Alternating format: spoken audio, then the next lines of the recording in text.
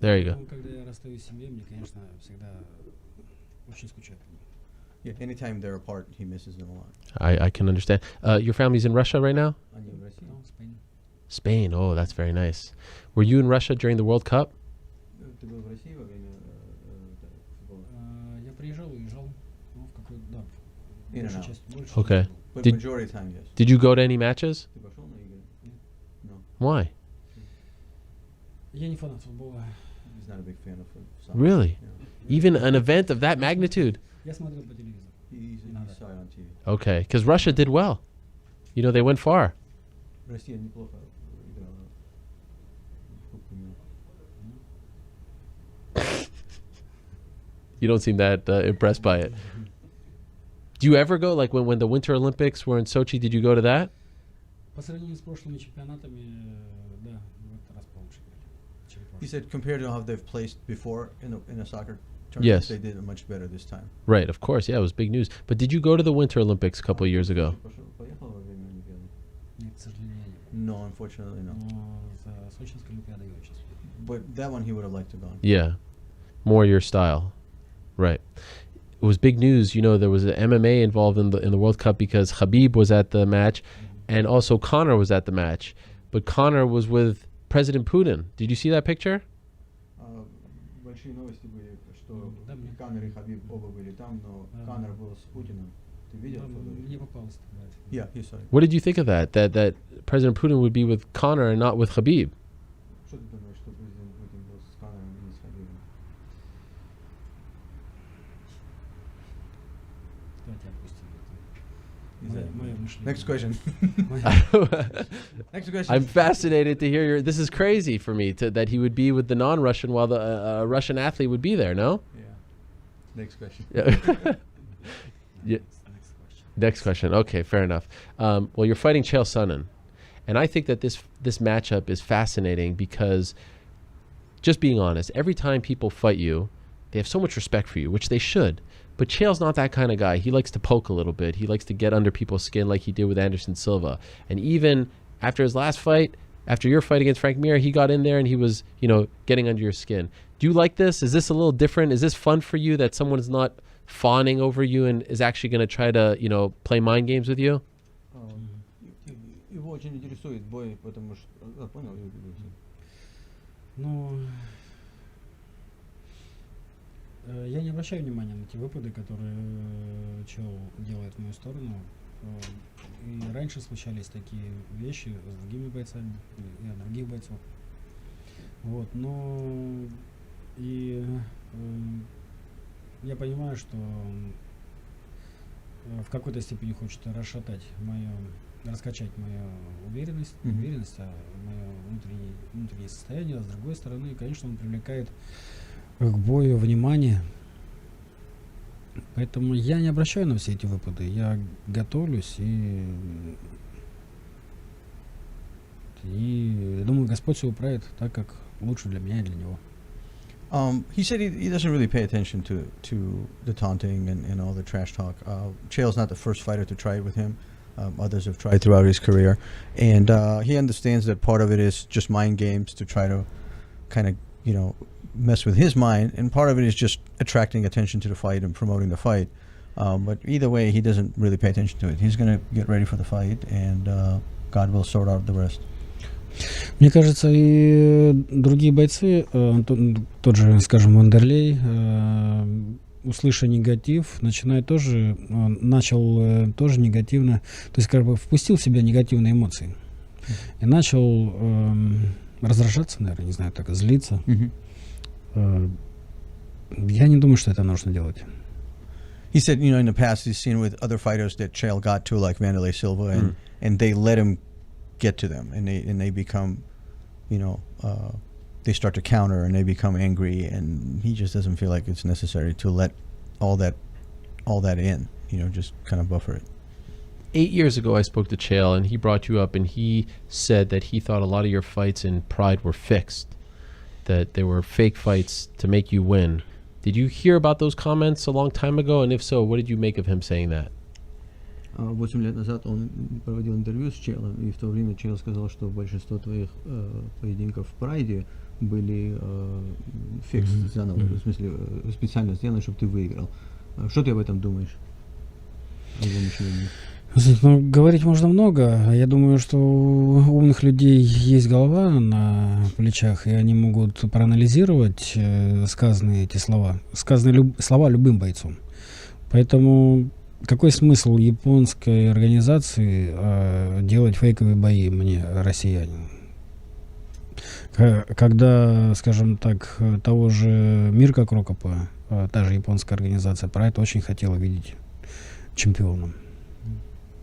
He said, well, you know, people say a lot of stuff, and we all have our own ability to parse out what's, you know, what makes sense and what doesn't, and hopefully that's what people are doing. But to his point, why would a Japanese promotion try to build a Russian fighter inside their organization when even somebody like Mirko was very coveted by them to be their champion? You know, they really wanted him to be their champion. So, you know, fighters can say whatever. It's up to us to figure out what makes sense and what doesn't.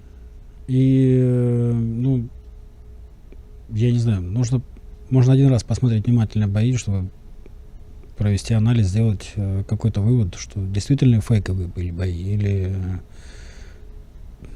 мы бились по-настоящему. He said, plus, you know, if you're a fight fan, you can watch a fight and figure out for yourself if that looks like it was fake or if we were really fighting. To that point, when he was sitting here just a couple hours ago, he said that he believes that your demeanor, as he put it, is a gimmick. I don't know if there's a perfect translation for that term in Russia. He thinks that you understand English, that you play this quiet guy. It's all part of a character that you play. How do you feel about that statement from him? Он на интервью раньше сегодня сказал, что он считает, что твое поведение и твоя персона в публике — это все как бы специально создано. Вот это та часть, где ты не говоришь по-английски, где ты такой спокойный, очень равномерный всегда. Это как бы твое promotional персона, а не настоящий Фёдор. Что ты об этом думаешь? Ну, скажем так, мой английский не настолько хорош, чтобы давать на нем интервью. Я, конечно, все понимаю, но, скажем так, чисто сказать на английском не могу. Поэтому я пользуюсь переводчиком, ну и в данном случае ты мне помогаешь. Вот. Так, ну, конечно, мое поведение в кругу семьи отличается от того, какой я на зрителях или на телевидении.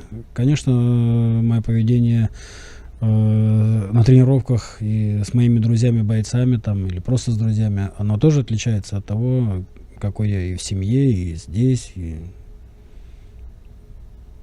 Но, скажем так, люди, которые бы меня вели или строили, или выстраивали мой пиар или мое поведение, такого нет.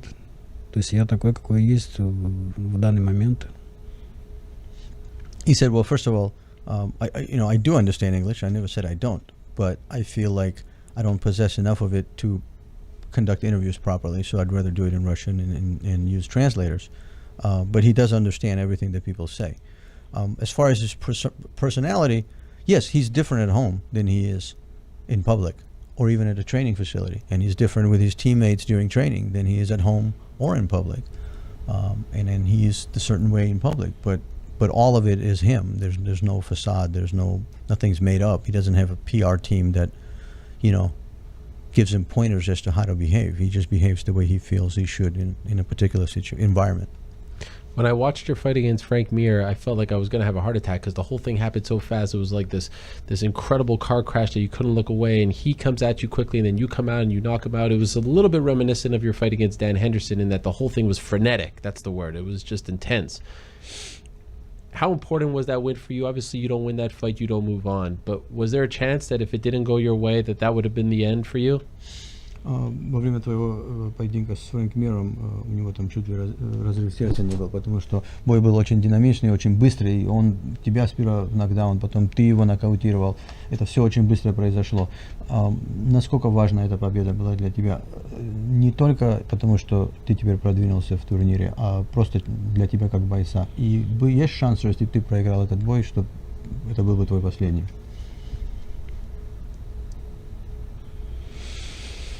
Но я не задумался о поражении. Вернее, я готов принять и как победу, так и поражение. Я это всегда говорил. Вот, но я не загадываю наперед, скажем, что я буду делать. Да, скорее всего, если бы это было поражение, здесь больше от Скотта, наверное, зависит. Если бы он предложил мне нам дальше сотрудничать, возможно, я бы еще побился. Вот. Я очень благодарен Скотту за то, что он верит в меня и позвал меня в Гран-при. Включил меня в Гран-при. Но для меня эта победа, вы знаете, после моего возвращения возникало много вопросов у, скажем, публики, у людей, которые, скажем, негативно относятся к моей персоне. Вот. Я ни в коем случае не обвиняю, но думаю, что этот бой расставил все точки. He said, well, I don't go into a fight thinking what's going to happen if I lose. So he hasn't really given it much thought.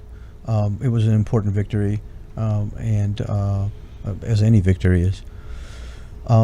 But he doesn't try to predict, doesn't try to analyze what he's going to do in a win-lose situation. That said, it would probably be more up to Scott if he would have lost that fight, if he wants to continue working with Fedor or not. That would kind of determine whether he fights or not. But even if he lost and he was offered an opportunity, he would definitely come back.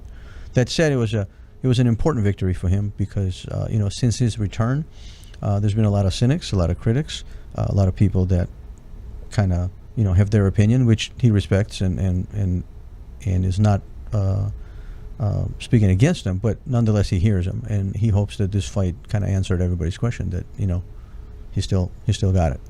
Do you get sad, like yesterday, I don't know if you saw Shogun Hua, who was in Pride when you were in Pride and doing so well, got knocked out, and now again people, this happens all the time, he should retire. Do you get sad when you see this? I know you're not best friends with him, but these are people that you kind of came up with. Does it make you a little bit sad to see them at the end of the fight game is very cruel at the end, and does it make you think about yourself as well? Он не знает, если ты видел, но вчера Шоган Руа провел бой в UFC и проиграл нокаутом. Ты когда это видишь, тебя как-то это эмоции вызывает такие? В смысле, он может не твой друг, но вы как бы в одно и то же время в Прайде вместе были во время пиков его карьеры. Как ты на это смотришь? И тут же фанаты, конечно, говорят, все уже там нужно ему заканчивать, и про тебя такое же говорили, в смысле, вы как бы с одного класса.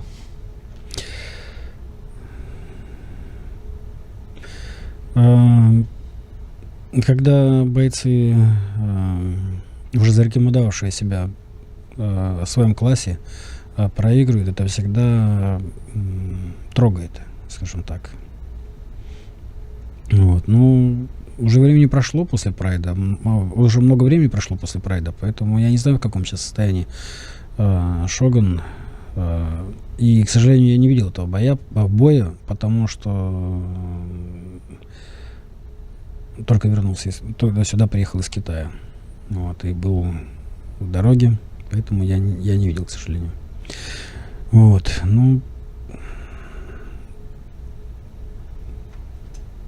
в принципе, добавить больше нечего.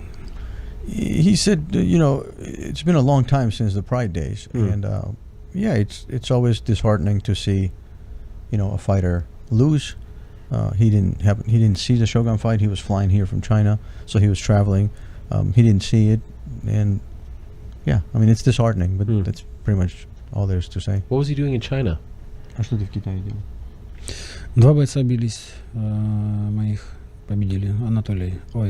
Брат Анатолия Токова, Владимир, победил бразильского бойца. И Давид Гладун тоже победил, 77 килограмм. Победили, оба бойца победили. He was there with two of his fighters. They were fighting at a show in China, and both of them won. One of them was Tokov's brother. Okay, he's a 55er, so they both won. So he was there to corner them, and then came here. Congratulations. Thank you. You're fighting in New York on October 13th, and the night before is the other semifinal fight between Ryan Bader and Matt Mitrione, and so you're fighting the next night on Long Island. Tickets go on sale, by the way, on Friday, Bellator.com, Ticketmaster.com. Mike, love you. But the last two times you fought in this area, to the best of my knowledge, Madison Square Garden last year, and then against Bigfoot Silva in New Jersey. There's a huge Russian population here, and they love you, but it hasn't been very good luck for you here. Were you reluctant when you found out that you were coming back to the New York area to fight? Твой бой 13 октября в Нью-Йорке. За день до этого будет Райан Бейдер против Митриона. Твой бой проходит в Нью-Йорке. Здесь очень много русских, которые тебя очень любят и поддерживают. Но последние два раза, когда ты был в этом регионе, проводил бой в Madison Square Garden и против Бигфута, ну это в Нью-Джерси было, но недалеко отсюда, не очень в твою сторону оба боя были. Ты как-то, когда узнал, что будешь в Нью-Йорке биться, тебя как-то это... Ты задумался об этом или тебе все равно, в принципе, где? Ну, меня всегда трогает, когда я слышу, как за меня болеют, и я слышу, что болеет не только, что много россиян приходит, но русских людей приходит, но болеют американцы. Мне это всегда, наверное, к этому невозможно привыкнуть. Вот, и меня всегда трогает это. А что касается, что у меня не очень удачные были раньше выступления здесь, я не суеверный, я буду готовиться, и победу дает не место, не какая-то арена, а победу дает Господь.